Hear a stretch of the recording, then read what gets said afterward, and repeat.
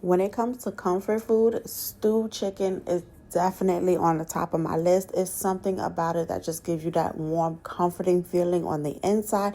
And I'm going to show you exactly how I made it. First thing I did was got a whole chicken, cut it up, and I put some lemon and some cold water to clean it off. Now, if you don't like to clean your chicken, you can go ahead and skip this part. After I got my chicken clean, put it in a pan, patted it dry. Now it's time to go ahead and season it. Now you can season it however way you like it, but this is how I like to season my chicken. First, I'm going to go in with some of that garlic Harlem pepper because it's absolutely delicious. I love it. In addition to that, I am going to go ahead and add some of that Tony seasoning. In addition to that Tony seasoning, you know I have to add me some garlic powder, onion powder, because you can't have one. You got to have both. Definitely going to go ahead and add in some of that paprika because it gives it a nice flavor. In addition to flavor, it does give it a nice color as well.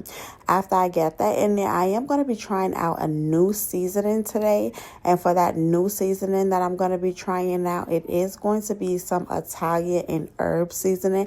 This is my first time trying this seasoning, so I am excited to try it. And because I don't have any fresh herbs, I feel like it's going to take the place of those fresh herbs. But before I added that in there, I did go ahead and put me a little bit of parsley in there because I like the color that parsley brings, and it just makes me feel a little bit fancy.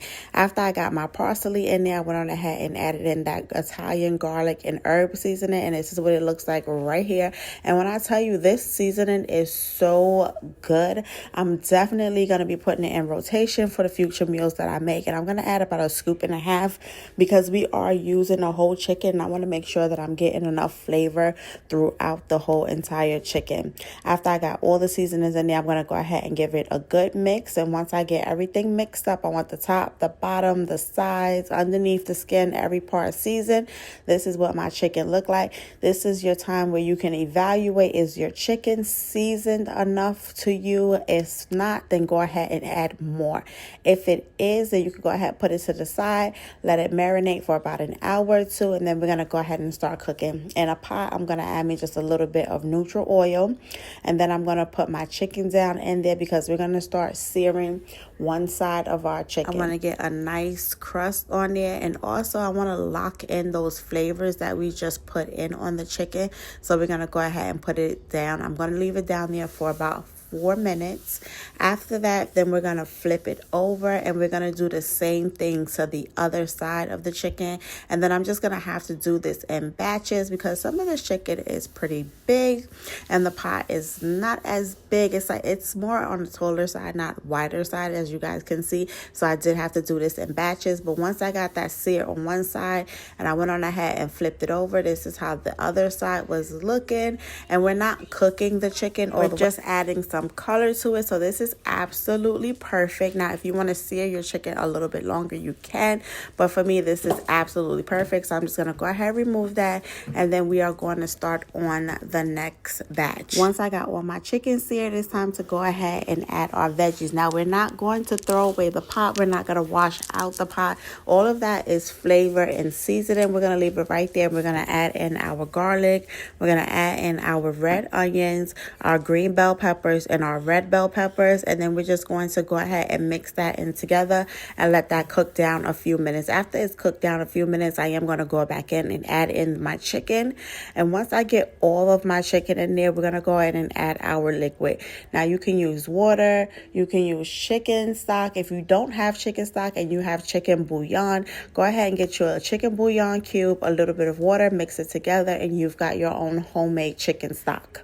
Now, I'm going to add in my chicken stock. And when I add in my chicken stock, I want to make sure it's covering just above the chicken. Once I get it covered just above the chicken, I am going to go ahead and put my top on, turn my heat down on low, and I'm just going to let this cook low and slow. Now, while my chicken is cooking, we are going to go ahead and work on our side orders. And for the side orders, it's just going to be some white rice because we're going to add our veggies into our chicken once our chicken is done, and then we're going to bring everything together. So you're going to want to cook this for about an hour and a half. Now, while my chicken was done, I did go ahead and make me a little slurry because I did want to go ahead and thicken up that gravy. Once I added my slurry in there, mix that around. And for a slurry, you can use some cornstarch and water, or you can just go ahead and use flour and water, and it will definitely help thicken up your sauce.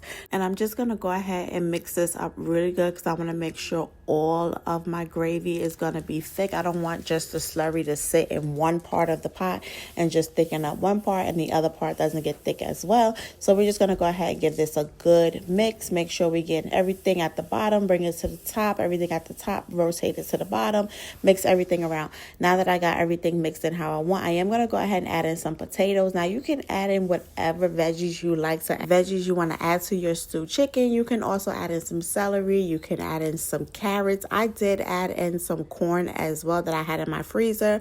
I just didn't get that part on camera. And then we're just going to go ahead and return the top back to this and let everything cook nice and low and slow. Once our veggies is done and our rice is done, it's time for us to go ahead and make. So now it's time to go ahead and get a bowl. And in the bowl, we're going to add us some rice and add as little or as much rice as you like. And the one thing I do love about this meal is that there's always going to be some left over tomorrow. So you can pack some for lunch. You can bring it to work. You can also have some for dinner the next day. And if you don't finish it all, you can also put this in the freezer and pull it out at a later date. After I get my rice in the bowl, I am going to go ahead and add my chicken. I'm going to add some of those potatoes, some of those vegetables in there as well. Definitely going to add in some of that corn because to me, the corn is the best part. It just goes together so well. After I got all my chicken and my potatoes added in there, I am going to go ahead and pour just a little bit of that gravy right on top because that gravy is what's going to give it all the flavor. And just because the rice, gravy, and chicken combination tastes absolutely delicious together. Once I get my gravy on top, a little bit of parsley because you know we fancy like that, it was time to go ahead and eat. And when I tell you this is on the top 5 list of one of my favorite comfort meals, when I am looking for a comfort meal, I'm definitely always going to go ahead and make me some stewed chicken. And I'll see y'all guys in my next video.